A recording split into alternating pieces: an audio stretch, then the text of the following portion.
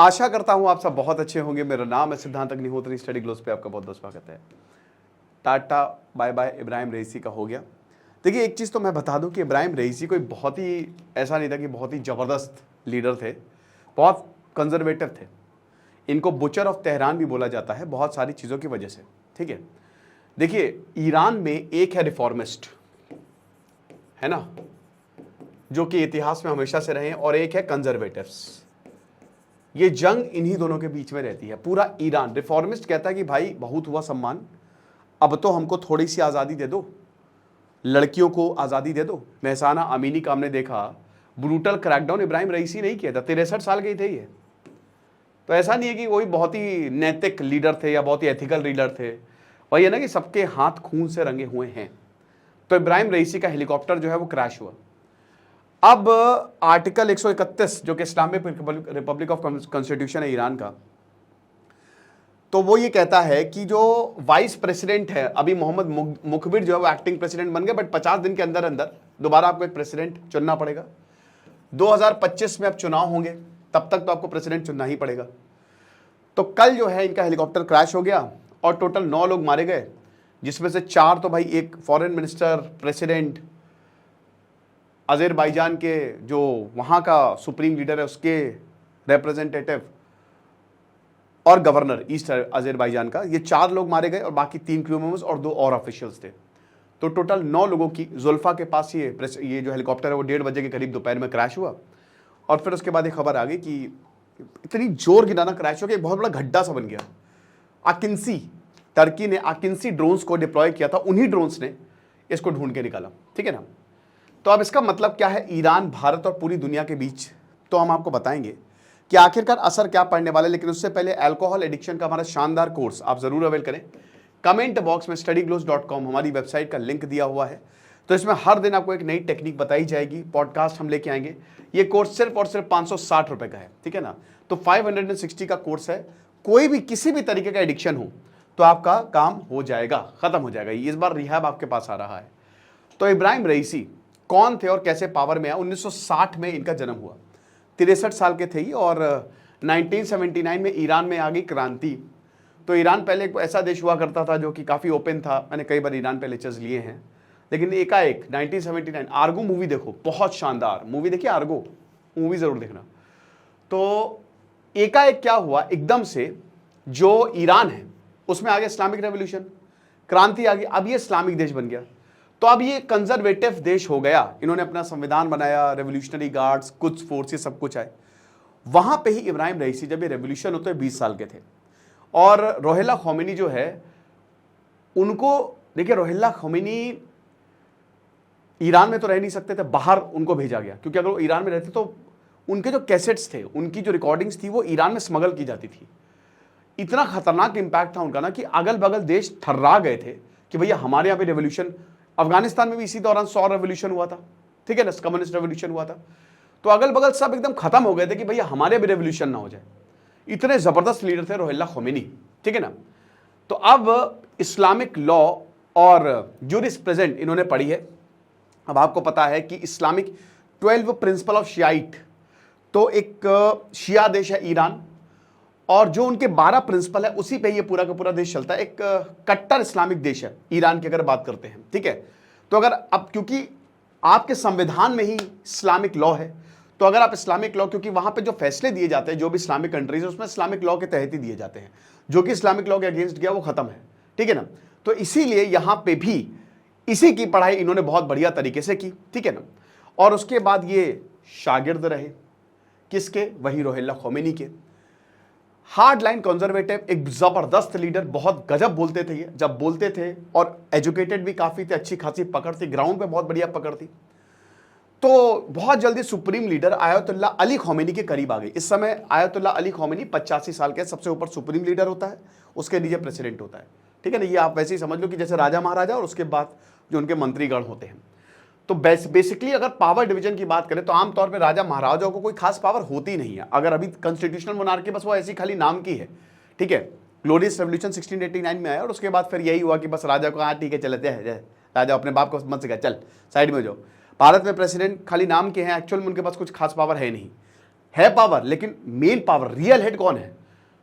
कौन है de facto leader? वो है प्राइम मिनिस्टर, वो प्रधानमंत्री होता है। एक्चुअल में उसके पास पावर है।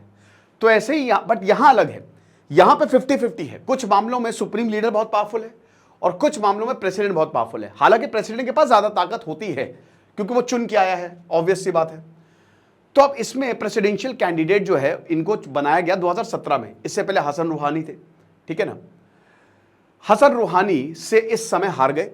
2021 में 4 साल का कार्यकाल होता है इनका, दोबारा इलेक्शन हुए और इब्राहिम राइसी जो है वो चुन के आए।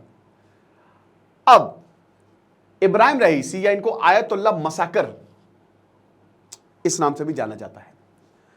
इनको मतलब अपनी रूथलेसनेस के लिए जाना जाता है। उनको बुचर ऑफ तेहरान भी बोला जाता है। अब देखिए 1988 में 30,000 पॉलिटिकल प्रिजनर्स। आपको पता है कि 1980 में बहुत कुछ हुआ, ईरान इराक वॉर 9 साल तक चला, 1980 से लेकर 89 तक। ना ईरान जीता ना इराक जीता। तो जितने भी पॉलिटिकल प्रिजनर्स 30,000 के करीब पकड़े गए थे ना, इन सबको मरवा दिया था। डेथ कमीशन बैठाई थी 1988 में। 28 साल के थे ये, लॉ पढ़ के आए थे, खत्म करवा दिया सबको कि लाइन से मार दो। तो इसीलिए इनको बुचर ऑफ तेहरान भी बोला जाता है। क्यों? महसाना अमीनी इनकी एक मॉरल पुलिस रहती है जो ये देखती है कि जो लड़कियां हैं वहां पे उन्होंने ठीक तरीके से कपड़े पहने हैं कि नहीं है। महसाना अमीनी जो हैं वो एक 22 साल की लड़की, उन्होंने हिजाब को नहीं पहना था। इनकी मॉरल पुलिस ले गई, उसको बहुत धोया, बहुत मारा, उनकी मौत हो गई। रातों रात ईरान में बहुत सारी औरतों ने, पिछले साल की बात है, पिछले साल प्रोटेस्ट किया, महसाना अमीनी को लेकर प्रोटेस्ट किया बहुत सारे लोगों ने कि हम ये बिल्कुल भी नहीं सहेंगे।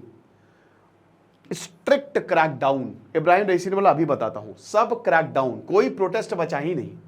पकड़ के जेल में डाला, टॉर्चर किया, ऐसी की तैसी कर दी यहां पे, समझ रहे हो। फिर ईरान आपको पता है कि हिजबुल्लाह को भी सपोर्ट करता है, हूतीस को भी सपोर्ट करता है, वी ऑल नो दैट। और 1988 में जो हमने बताया था ये तो है ही। 2017 में प्रोटेस्ट हुए इकोनॉमिक हार्डशिप और पॉलिटिकल गवर्नेंस को लेकर। तब उस समय राइसी एक बहुत बड़े जुडिशियल फिगर थे और उस समय भी सिक्योरिटी फोर्सेस ने गोली चला दी, 25 लोगों की जान गई। हिजाब प्रोटेस्ट भी ईरानी यहां पे इब्राहिम रईसी ने ब्रूटल क्रैकडाउन किया। तो आप एक चीज मान के चलो कि इब्राहिम रईसी के हाथ जो हैं वो साफ नहीं है, ठीक है। बहुत दुखद घटना है, नो डाउट बहुत दुखद घटना है। बट इजराइल ने कोई रिएक्शन किया नहीं, इजराइल चुप है। इजराइल से पूछा कि आप क्या बोलना चाहेंगे, हम कुछ नहीं बोलना चाहेंगे, आगे बढ़ो, ठीक है। तो ये चीज है। अब कंजर्वेटिविज्म ईरान में है, ये हमको पता है। मैंने अभी आपको बताया एक तरफ रिफॉर्मिस्ट है और एक तरफ कंजर्वेटिज्म है, जो कि जो शिया के 12 प्रिंसिपल है उस पर पूरा का पूरा चलता है। तो रिफॉर्मिस्ट बोलते हैं, ये देखिए रिफॉर्मिस्ट कहते हैं रेवोल्यूशन के अगेंस्ट कोई नहीं जाता है क्योंकि लोग इसको सपोर्ट करते हैं, ठीक है। उससे पहले ईरान एक तरीके से अमेरिका के काफी हद तक कंट्रोल में था। बट जब क्रांति आई तो क्रांति के बाद ईरान, हर कोई ईरान की क्रांति को सपोर्ट करता है, नो डाउट। लेकिन रिफॉर्मिस्ट कहते हैं कि भाई हमको कोई प्रॉब्लम नहीं है, बट फ्लेक्सिबिलिटी दो ना, फ्रीडम ऑफ एक्सप्रेशन होना चाहिए, वुमेन्स को राइट्स दो, सिविल सोसाइटी को आप स्ट्रेंथन करो, फ्री इलेक्शन करो। अब यहां पे कोई फ्री इलेक्शन थोड़ी ना है, ठीक है। जिस पे हाथ रख दिया सुप्रीम लीडर में वो लीडर, तो ये चीजें आप करो। और कंजर्वेटिव बोलते चुप रहो, तुम जैसा है वैसा ही रहेगा। तो अभी बैलेंस ऑफ पावर यहां पे हमको देखने को मिलता है। लेकिन आपको बता दूं कि मतलब बैलेंस ऑफ पावर चाहिए। अब ऐसा भी नहीं है कि यहां पे पूरी तरीके से ही कंजर्वेटिज्म है। देखिए मैं एक चीज आपको बता दूं कि सीरिया हो गया, ईरान हो गया, इराक हो गया, नहीं पर अफगानिस्तान, भारतीयों के लिए बड़ा प्यार है। बहुत अच्छे लोग हैं यहाँ के, बहुत अच्छे लोग। ईरान इराक की मेहमान नवाजी जो है सीरिया की, दोस्तों मैं एक वीडियो देख रहा था, उसमें एक ब्लॉगर, तो मैं उनका नाम भूल गया, इंडिया से ही थे, उन्होंने सीरिया, अब सीरिया में आपको पता है कि कितनी बुरी हालात है, बम गिरा हुआ है, घर टूटे हुए, बहुत मुश्किल है। एक लड़का छोटा सा 16-17 साल का फल बेच रहा होगा, उसने भारतीयों को देखा, उसने वो फल दे दिए और उनसे पैसे नहीं लिए। आपको पता है, बोला कि आप हमारे मेहमान हैं, हम आपसे पैसे कैसे ले सकते हैं। तो ये बहुत ज्यादा प्यार है, यहां के लोग जो है ना फंडामेंटली बहुत अच्छे हैं। तो अब यहां पे बैलेंस ऑफ पावर, इसका मतलब नहीं कंजर्वेटिज्म है।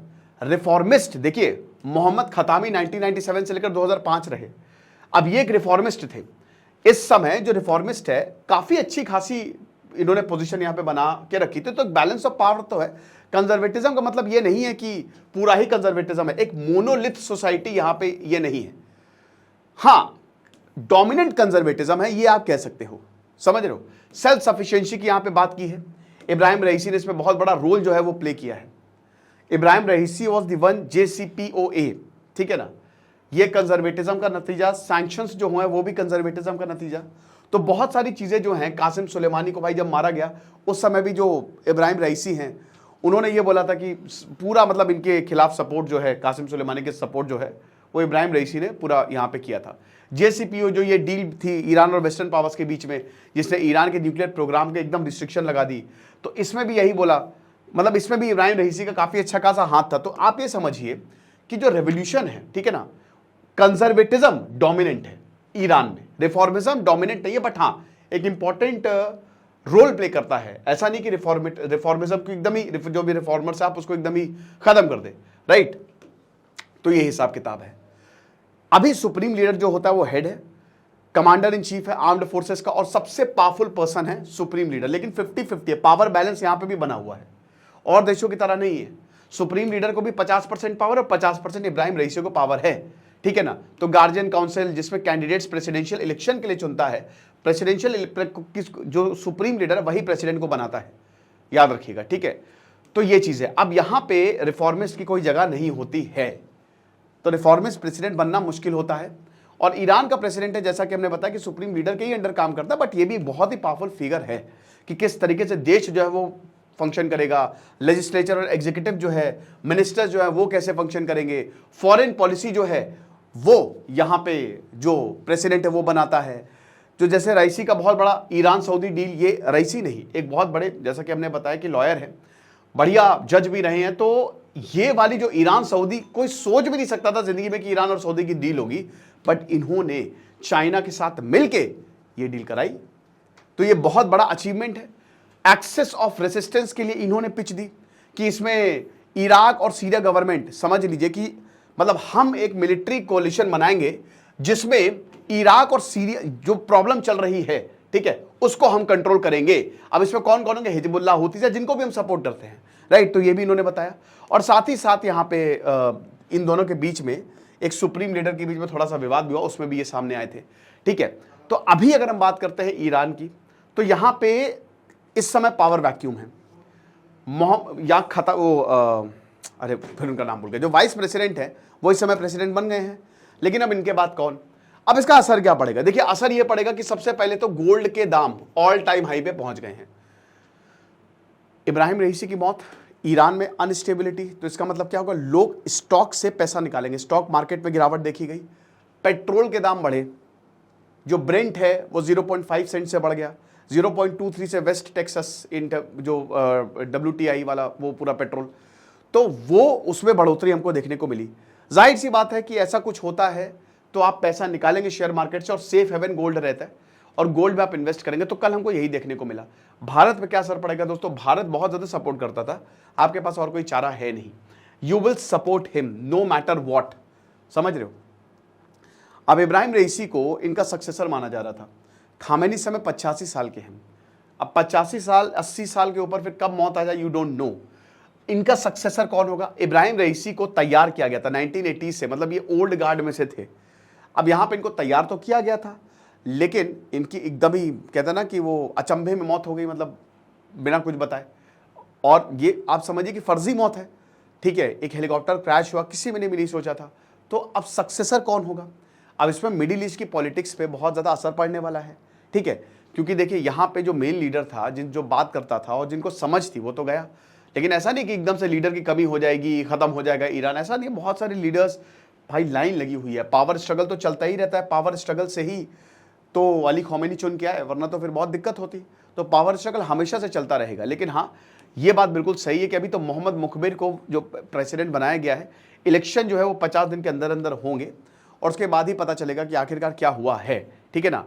तो अभी तो टेम्परेरी सेटबैक हो सकता है, बट लॉन्ग टर्म में ईरान एक बड़ा देश है, एक लीडरशिप, स्ट्रॉन्ग लीडरशिप है, और डेफिनेटली ये चीज़ों से आगे आ जाएगा। तो ये लेक्चर था, आई होप आपको समझ में आएगा। खुश रहिए, पढ़ते रहिए। दिस इज सिद्धांत अग्निहोत्री साइनिंग ऑफ।